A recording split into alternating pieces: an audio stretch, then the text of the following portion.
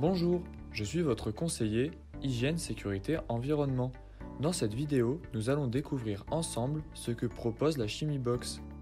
Cet outil vous permet d'articuler la prévention du risque chimique au sein de votre entreprise en passant par 3 étapes distinctes. La première étape consiste à identifier et analyser les produits chimiques. Pour cela, il vous faudra repérer les postes de travail où se trouvent des produits chimiques. Les postes de travail devront être analysés pour connaître au mieux les méthodes d'utilisation des produits en question. Ces mêmes produits devront faire l'objet d'une évaluation.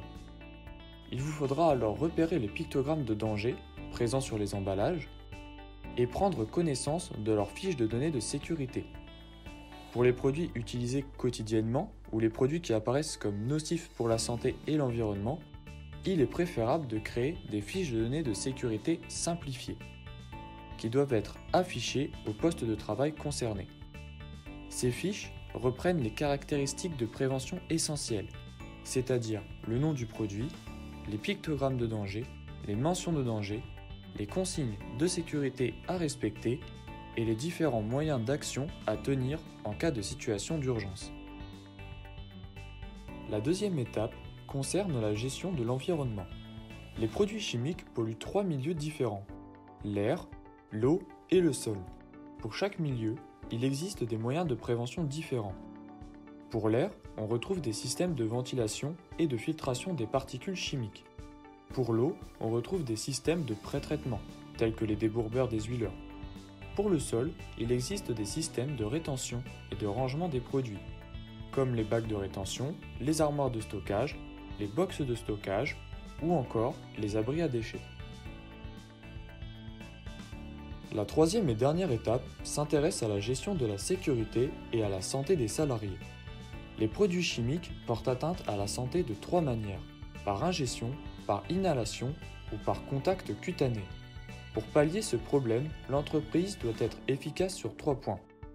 Tout d'abord, il faut s'intéresser aux différents procédés. Par exemple, suis-je en mesure de remplacer mes produits dangereux par d'autres qui le sont moins?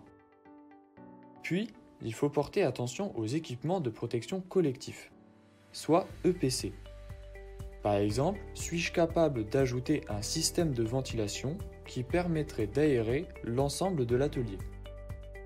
Enfin, il faut se préoccuper des EPI, équipements de protection individuels, qui doivent être mis à disposition des salariés et doivent être adaptés au poste de travail.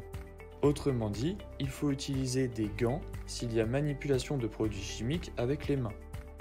Ou encore, il faut utiliser des lunettes de protection s'il y a un risque de projection. Il faut retenir que le chef d'entreprise a pour obligation d'évaluer le risque dans son entreprise, dont le risque chimique. Il est donc important de suivre les différentes étapes qui sont l'identification et l'analyse des produits chimiques, la gestion de l'environnement et la gestion de la sécurité et de la santé des salariés. La CNAMS peut également vous aider en matière de prévention des risques, comme pour le risque troubles musculo-squelettiques, le risque incendie-explosion ou encore le risque poussière et fumée.